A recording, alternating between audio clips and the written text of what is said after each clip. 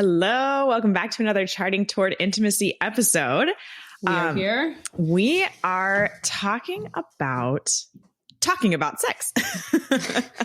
But in a talking about sex. I know that sounds funny. Yeah. But in a really specific way.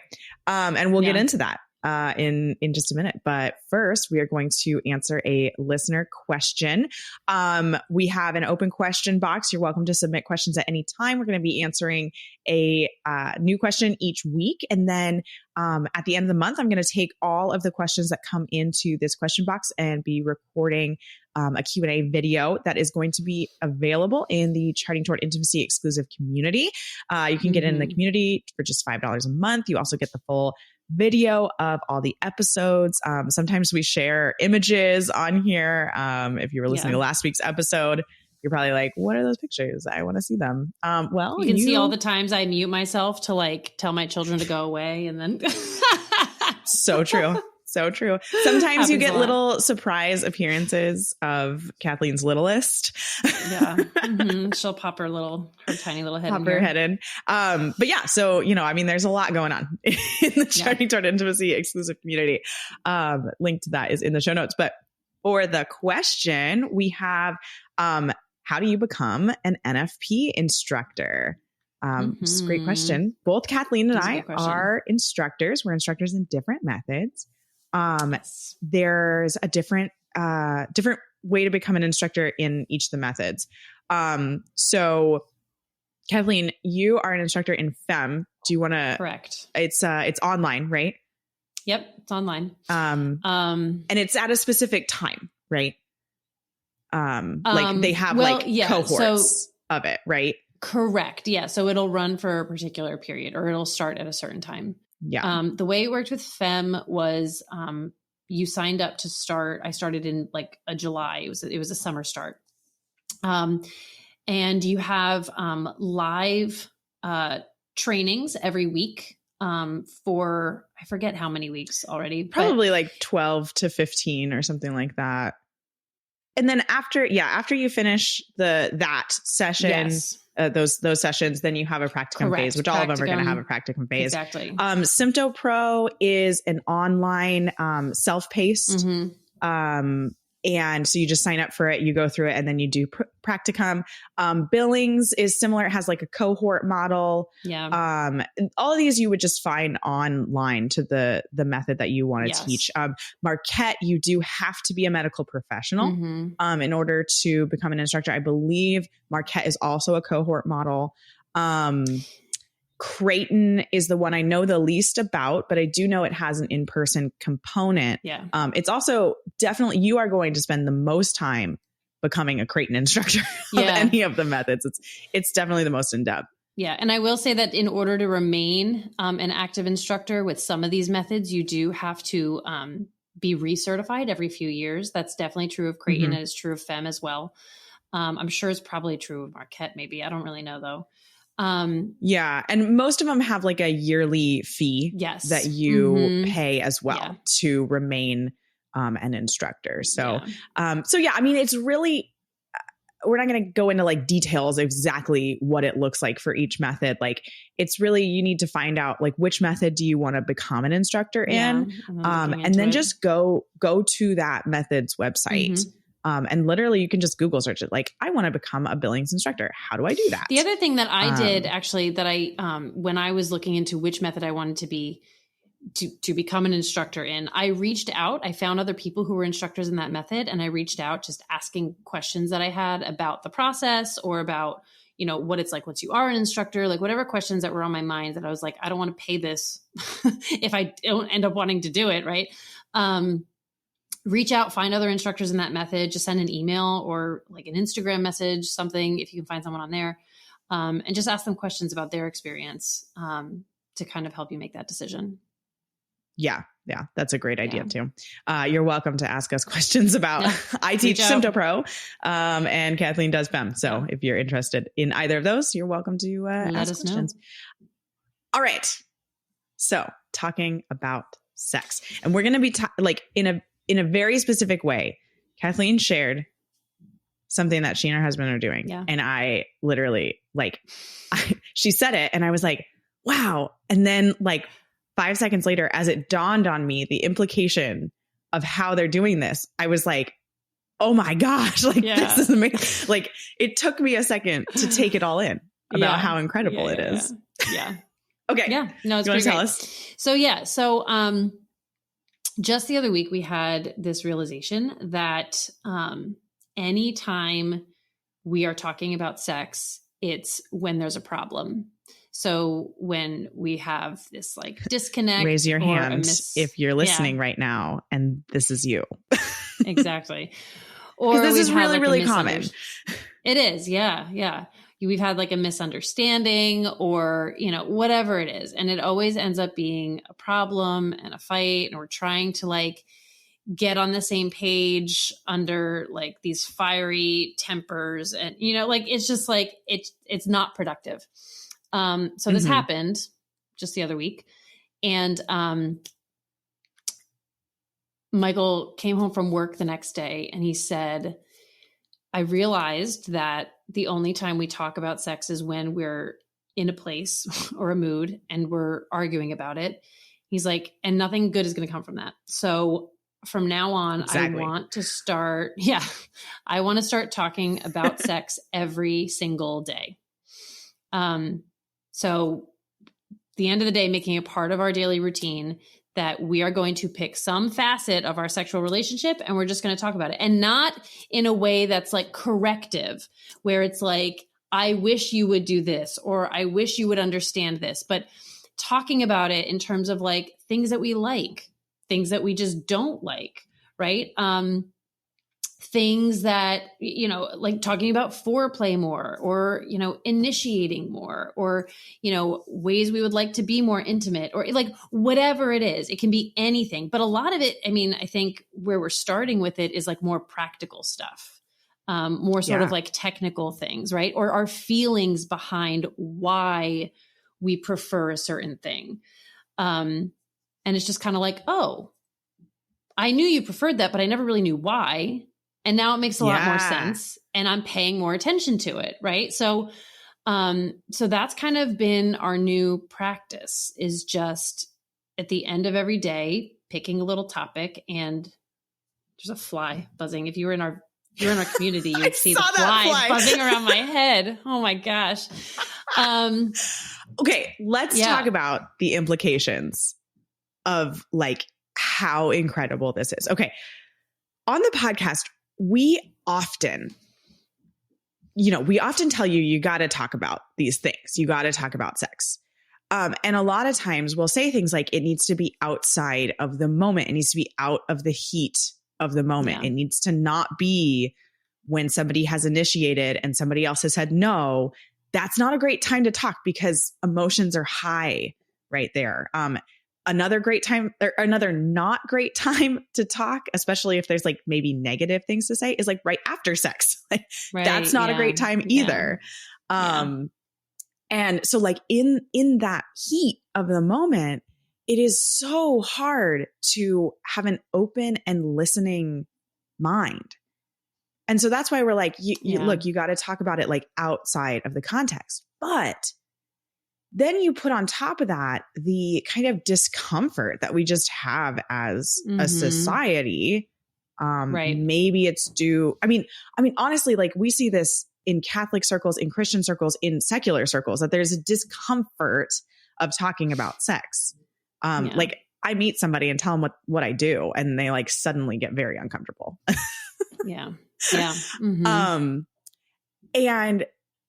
And that is, we don't need to get into why that exists, but you've probably been listening for a while and you're like, okay, but how do I even bring up these things outside of that context? Because we don't talk about sex at any other time except that context. That context seems like the only appropriate context to talk about sex.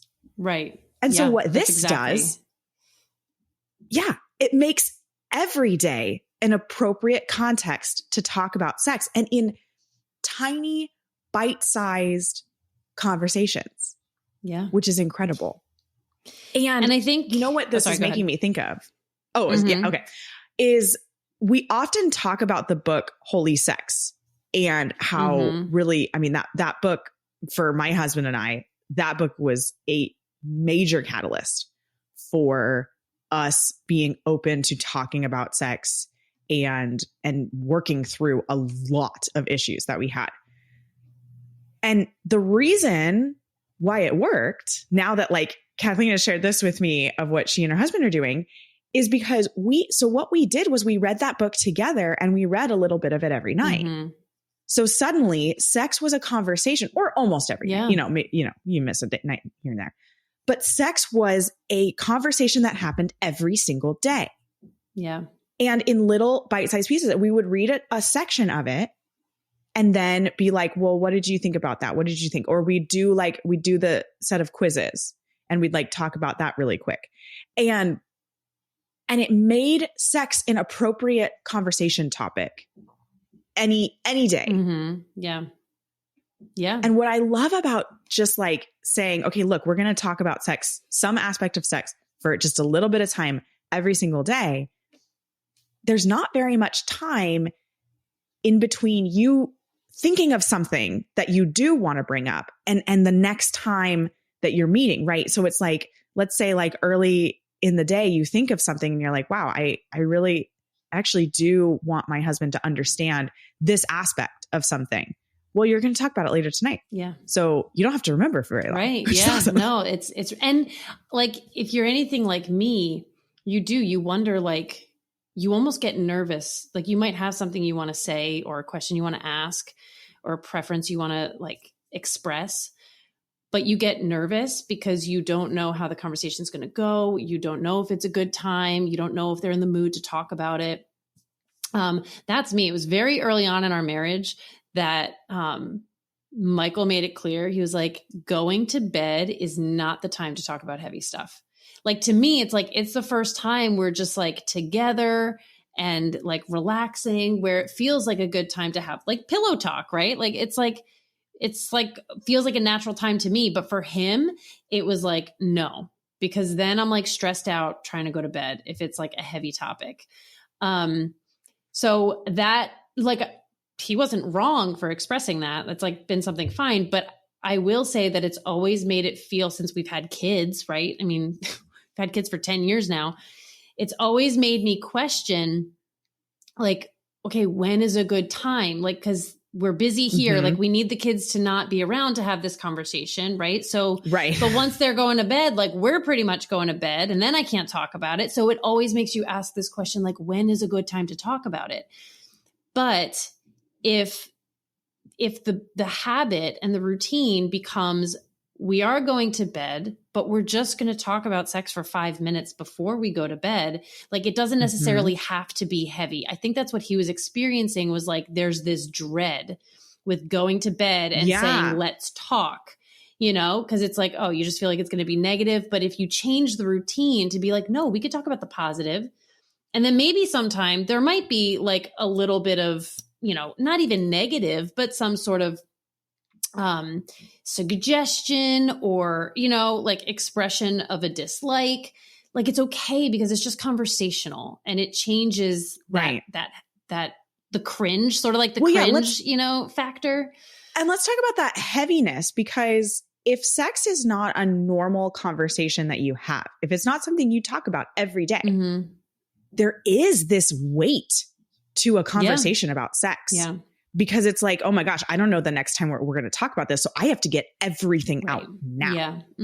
And the most important things to you are going to be the negatives. Because, and it'll be like, I have to get out all of these things that I need my husband to stop doing. And I have to get out all of these things that I need him to start doing. Right. Instead of, like, if it's a daily conversation, you could talk about one thing. Yeah. You can talk about one tiny thing and then know, okay, well, tomorrow, maybe I'll bring that up. Yeah. And two, like, okay, so, you kind of set a time limit for it, 5-10 minutes. That's it. And it's okay if you don't get through everything you want to talk about, because you'll have 5 minutes tomorrow to continue that conversation. Yeah. Right. So if you start talking about something and it's a bigger topic and it's a little heavier, it's okay. It's okay to say, you know what, let's put this on, let's put this on pause until tomorrow because it really is time we got to brush our teeth and like get to bed. Right. Exactly. But you know, you're going to talk about it again very, very soon. And so there's no, you know, I think the dread of the conversation goes away, but then also that frustration of not getting a point across in this conversation also goes away because you know you have time to bring it back up another day, like, and another day very soon, maybe even tomorrow. Right. Yeah, no, that's exactly right. I do want to address the likely fact that some people might be listening and being like, I wouldn't even know what to bring up. Like, I wouldn't even know where to start with talking about this. Like, right. Like, I would just have no idea how to do this. Especially if you are someone who's like pretty uncomfortable talking about it. Right. It's like, where do you begin? There is a great, app called Gottman card decks. And I think we've talked about it on an episode, probably. I think we have. But it's been like a over while. a year ago. It's been a while since you brought it up. So we'll mention it again. So Gottman card decks. This is out of the Gottman Institute, which it's like Dr. John Gottman and his wife. They are like the primo number one marriage counselors in the United States, like across the board. Secular. They have done so many done so many studies and put out all different sorts of books and courses and things. But anyway, so they have an institute. So they created this app, which is Gottman Card Decks. Gottman is Gottman. I'm sure we'll link it in the show notes. Well, yeah, we'll put a link in the show notes. Put a link in the show notes. But they have all sorts of questions. They're basically decks of different categoried questions. And there is a specific category for sex questions. And you can go through, you can scroll, you can favorite some, you can look through ahead of time and just like say, oh, this is a good one to bring up tonight, right? Or favorite the ones that you like. And it's things that start just like very basic. Like literally the first one is, how do you define sex? Clearly it's secular. That's such a good question. Yeah. No, but it's so good to think about that. And right. That's true. It is true. You know, yeah. Like what is right. We do have a definition of sex. We do have a definition, but I mean, maybe your spouse feels like that's not the definition that's in their head. Right. And so maybe it is something that's important to talk about still. Or even a question of like, what does sex mean to you? Like, correct. What does being aroused feel like for you? What are some of the other sensations, right? Like what can I do to help you feel aroused? What do you need from me after an orgasm, right? Like these are like, that's a good question. Ooh, that's a really good question, right? Totally. So there's just bring that up. Yeah. So, I mean, it's just go through these questions, and you can go through other categories too, if you want to kind of like branch out. There's like opportunity date questions. There's like, they call them salsa questions, or I guess they're like a little bit spicier. So, you know, listening questions. Who knows what that means? Empathy. I thought the sex deck would be the spicy deck. No, they get spicier. And there's like mild, medium, and hot salsa questions. So, you know what I'm saying? Anyway. Wow. Don't know if I'd recommend those or not. I honestly haven't looked through them. But there are, and there's other apps. There's other like physical card decks out there that you could find. Maybe we should develop a Catholic one, huh? A Catholic sex questions card deck. Oh my gosh. Y'all stay tuned. That's all I'm going to say. Stay tuned. Stay tuned. Ellen's mind is like whirling right now. All you have to do is like give it a little flick sometimes, and Ellen just like, it's like a tornado in her brain of ideas. Yeah. Look at all these things. Oh my gosh. We're recording this. Yeah. This podcast episode is going to go out a little bit later, or, you know, a few weeks later, but like I was just doing some question boxes on Instagram about orgasms, and like a lot more people than I was expecting, replied, and we're just like, yeah, I don't actually know what an orgasm feels like, or I don't think I've had one. Gosh, yeah. And so now I am have rolled up my sleeves, and I am working on a Catholic, learn how to orgasm little mini course or something along those lines, because holy crap, you guys, it doesn't exist. I did look for it. And these are the things I do. I mean, I am currently in a certificate program for sex therapy. This is what I learned. Amen. Yeah. And, guys, there's a way to learn how to orgasm without masturbating. There is. Except like secular sex therapy does not think that there is. That's true. So anyway, not the topic that we're talking about, but okay, let's just talk about like kind of some general categories. Maybe you guys, you and your spouse are just like, I hate card decks. Like that sounds like the worst thing ever. Yeah. Let's just throw out like some things, like some topics that you can kind of bring up. So initiating would be a great one to talk about. Well, how do you like to be initiated to? What do you think initiation should look like? That's a great conversation. Foreplay, what do you like in foreplay? What do you not like in foreplay?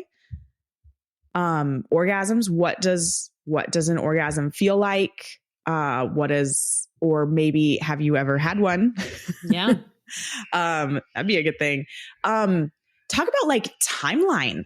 How long does it take you as the woman, to get aroused? Like, are you having an orgasm during penetration?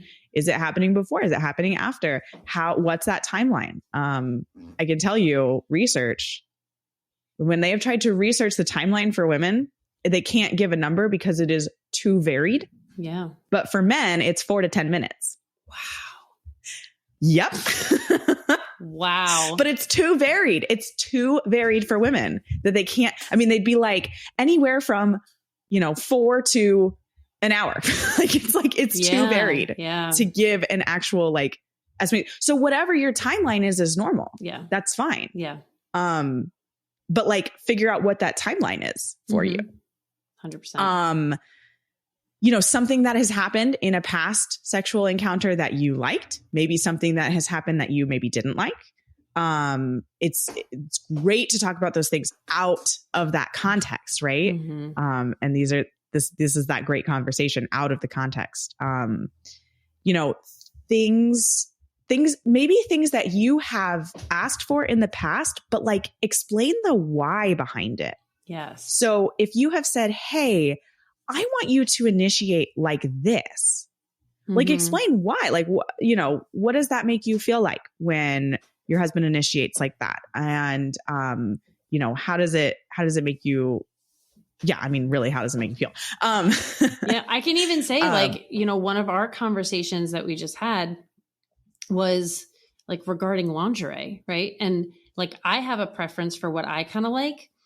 And like, it's not like my husband doesn't like it, right? He's like, yeah, that looks great. But I actually learned that the style that he prefers is not the style that I typically buy myself. So, again, it's like something that's just like, wow, I never knew that. And like, I can do something about that now, and he explained why he likes that style most. And it was just like, oh, okay. Makes sense. Like, why almost 11 years of marriage have we never known that or talked about that before? Right. Exactly. Yeah. Yeah. That's huge. Grooming, talking about, what you like and dislike about grooming of the, pubic hair area, or legs too, anywhere.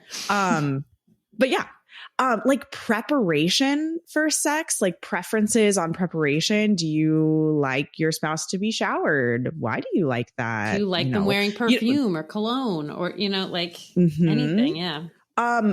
Environment would be a great thing to talk about. Do you like music? Do you like candles? Do you want to try something new?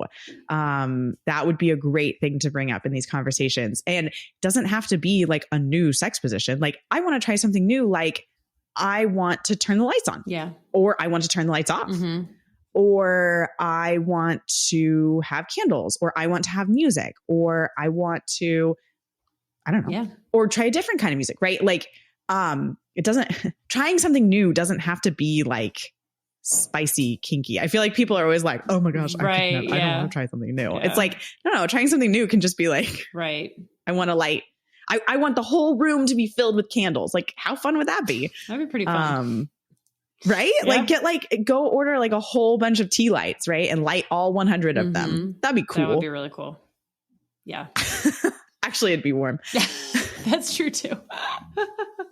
Even like, that's a good thing. Maybe save that one for December. Yeah. Even like when you have like the jarred candles and you have like 2 lit in the room, like maybe one on either side of the bed, it still gets pretty hot. It's like, it does. Oh yeah. Yeah.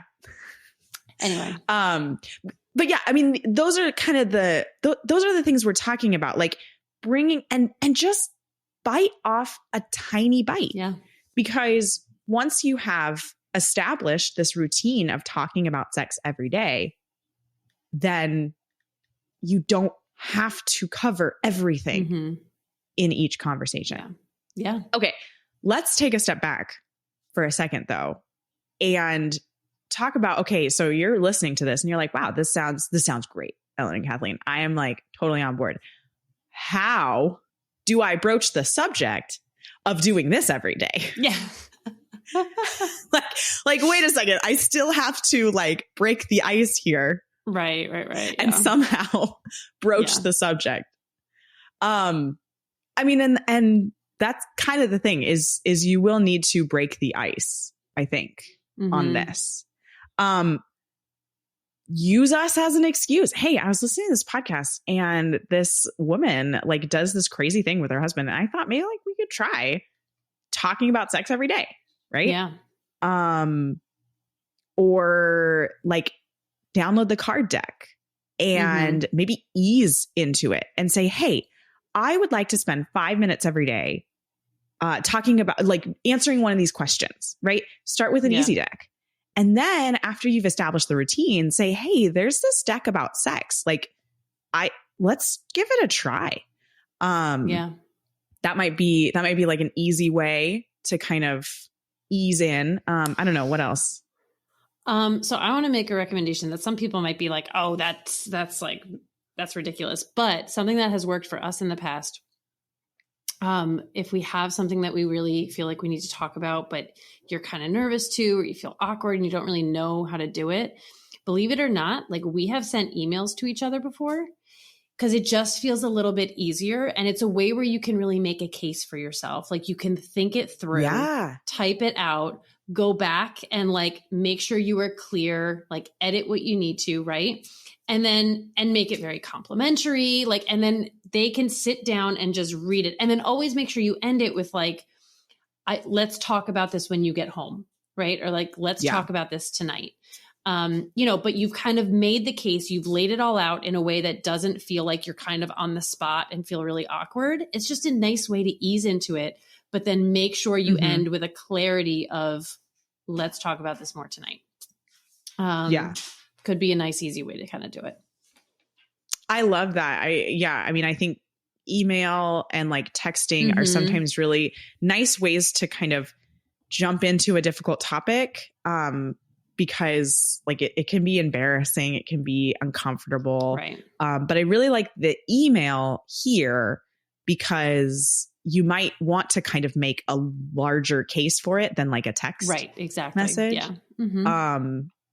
And so emails are kind of easier to, really think it through, type it out, things like that. So, Agreed. Love that. Yeah. There you go. That's my 2 cents. Well, with that, we hope you guys start talking about sex. Yes, we do. Do it now. Do it tonight. Go talk about sex tonight. Thanks so much for listening. If you are not already following us on Instagram, be sure to check us out at Charting Toward Intimacy. And if you listen to podcasts on a platform that gives you the option to rate or review, we'd love for you to do that because it helps us spread the word about the podcast. If you ever have questions, comments, or episode topic ideas, please reach out to us. We love to hear from you. You can reach out on Instagram or send us an email. Our email is in the show notes. Until next time.